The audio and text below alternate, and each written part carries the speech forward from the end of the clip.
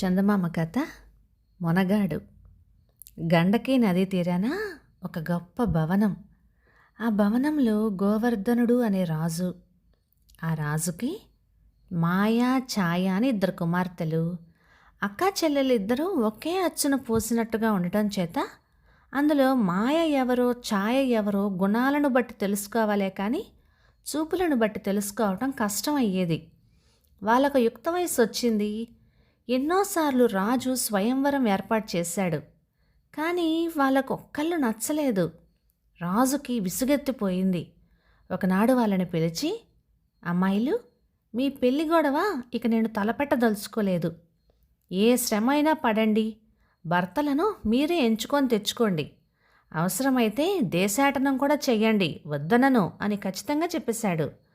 ఇలా ఉండగా ఒక రోజున అడవులలో లేళ్లను వేటాడుకుంటూ కీర్తికాంతుడు అనే రాజకుమారుడు ఆ తీరానికి వచ్చాడు. ఆ సమయాన అక్కడ రాజకుమార్తెలిద్దరూ బంతాట ఆడుకుంటున్నారు. బంతిని ఎవరు ఎక్కువ ఎత్తుకి ఎగరవేయగలరో వాళ్ళు గెలిచినట్టు అని పందెం వేసుకున్నారు. అక్కడనే ఉన్న కీర్తికాంతుడు, ఓ, ఇదొక గొప్ప, బంతి కొడితే మేఘమండలానికి తగలాలి అన్నాడు.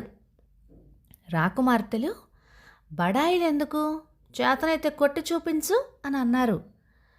నాకేం బహుమతి ఇస్తారో చెప్పండి అన్నాడు కీర్తికాంతుడు. అప్పుడు అతనిని వాళ్ళు తమ తండ్రి వద్దకు తీసుకుపోయారు. రాజు తనని ఆదరించి తన ఉద్యానవనంలో బంతి ఆట పోటీకి ఏర్పాటు చేశాడు. ముందు రాజకుమార్తెలు బంతిని విసిరారు. తర్వాత కీర్తికాంతుడు విసిరేసరికి అతని మంత్రబలం వల్ల అది మేఘమండలంలోకి పోయి తీరుగా భూలోకంలోకి రానేలేదు. అతని ప్రజ్ఞకు అందరూ ఆశ్చర్యపోయారు. రాజు సంతోషించి, రాకుమారా, చూడగా నీవు మొనగాడివిగా కనబడుతున్నావు. నా కుమార్తెలను ఇద్దరినీ పెళ్లి చేసుకో, నా రాజ్యంలో అర్ధరాజ్యాన్ని ఏలుకో అని కోరాడు. తాము కూడా మంత్రవిద్య నేర్చిన వాళ్ళే కనుక కీర్తికాంతుని చూడగానే రాజకుమార్తెలకు చేసుకుంటే ఇటువంటి ప్రజ్ఞాశీలినే పెళ్లి చేసుకోవాలి అని కుతూహలం కూడా కలిగింది.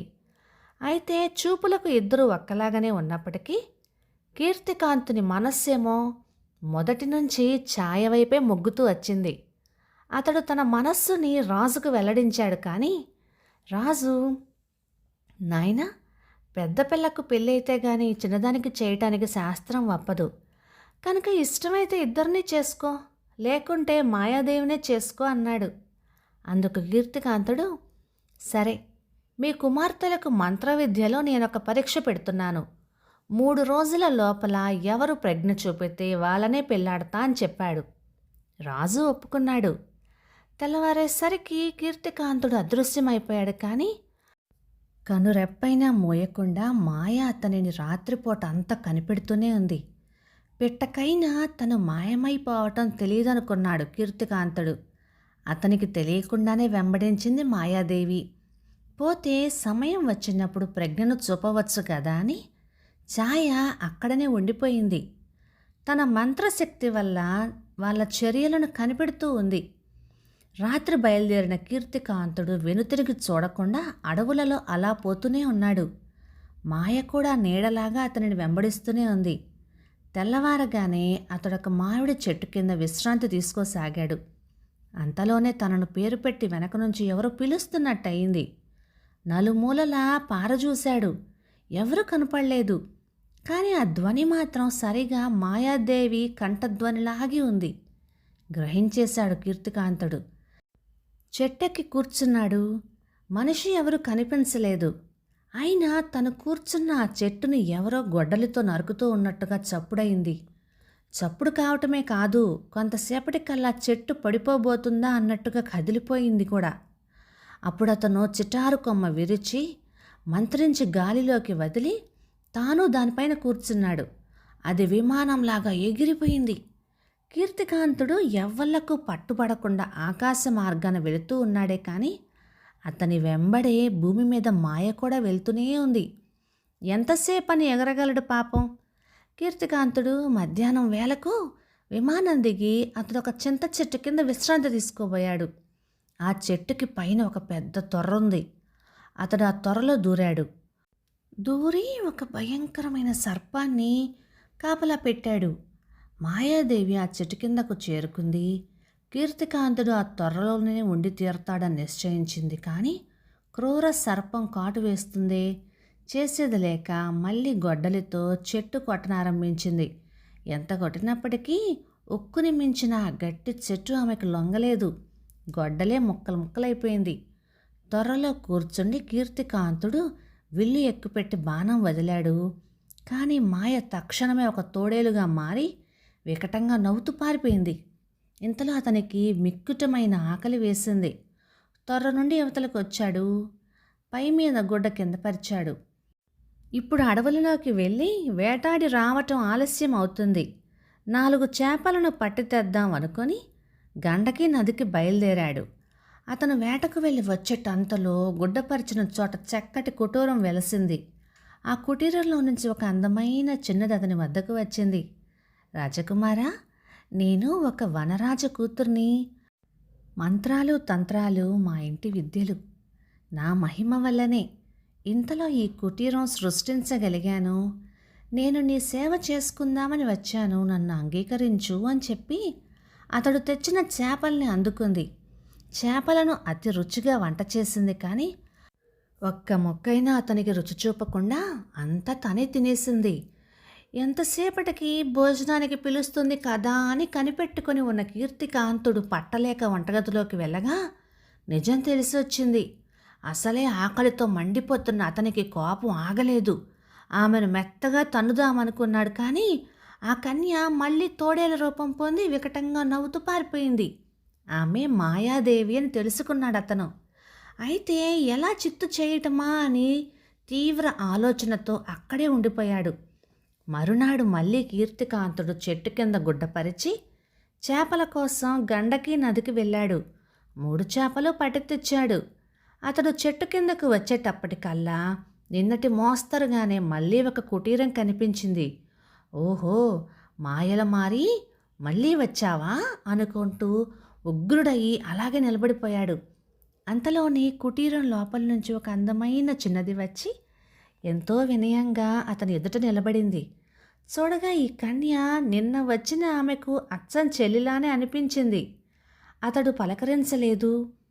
ఆమె అతని చేతిలోని చేపలు అందుకుంటూ, రాజకుమారా, నేను ఈ వనరాజుకి చిన్న కూతుర్ని. మంత్రతంత్రాలు మా ఇంటి విద్యలు. నా మంత్రబలం వల్లనే ఈ కుటీరం నిర్మించగలిగాను. నీ సేవ చేసుకోవాలని ఇలా వచ్చాను, నన్నేలుకో అని అన్నది. మాయాదేవి మళ్ళీ ఈ వేషంతో వచ్చిందని తలచి అతడు తగు జాగ్రత్తలోనే ఉన్నాడు. ఆమె క్షణంలో వంట చేసి అతనికి వడ్డించింది. ఆమెను కూడా తన పంక్తిని కూర్చోమన్నాడు. అందుకామె, నేను మీ భోజనమైన తర్వాత తింటాను. స్త్రీలకు అదే మర్యాద. ఇంతకు నేను చేపలను మాత్రం తినను. మీ పైనుండే భక్తి చేత వండి పెట్టానే కానీ వాటిని తాకడం నాకు ఇష్టమే లేదు. నాకొక శాపమున్నది. ఏనాడైతే కాలువ పొంగి నా కాళ్ళను తాకుతుందో తక్షణమే నేను నా సంతతి కూడా చేపలమైపోతాము అని చెప్పింది. ఆమె మాటలు అతనికి నచ్చినాయి. ఆమె మాయాదేవి అయి ఉండదని నిశ్చయించుకొని ఆమెను పెళ్లి చేసుకున్నాడు. ఆ కుటీరంలోనే కాపురం పెట్టాడు. కొంతకాలానికి వారికి 2 బిడ్డలు కూడా కలిగారు. ఆమె చెప్పిన శాపం కీర్తికాంతునికి ఎప్పుడూ గుండెలో మెదులుతూనే ఉంది. అందుచేత వారు ఎక్కడికైనా కాలవ దాటవలసి వచ్చినప్పుడు ఆమె కాళ్ళు తడవకుండా ఎత్తుకుని దాటించేవాడు. ఒకరోజు నా భార్య బిడ్డలను వెంట పెట్టుకొని కీర్తికాంతుడు కొండలకు పోయి వస్తున్నాడు. దారిలో ఒక చిన్న కాలువ దాటాలి. అతను దాటేశాడు. భార్య బిడ్డలు వెనక వస్తున్నారు. ఈ చిన్న కాలువకి ఏముందిలే అనుకొని అతడు ముందొచ్చేశాడు. అయితే ఆ చిన్న కాలువ ప్రళయంగా పొంగింది. వాళ్ళ కాళ్ళు తడేయడం చేత 3 చేపలుగా మారిపోయి కాలువలో కొట్టుకుపోయారు. నా తప్పు తెలుసుకున్నాను. శాపం తప్పించుకునే మార్గమే లేదా అని దీనంగా అడిగాడు కీర్తికాంతుడు. ఇది మాయ, నా వల్ల ఏమీ కాదు అన్నది ఆ కన్య. అప్పుడు మళ్ళీ మాయ అతని ఎదుటకు వచ్చి, ఇప్పుడైనా నేను నీకు నచ్చుతానా? నన్ను పెళ్ళాడతావా అని అడిగింది.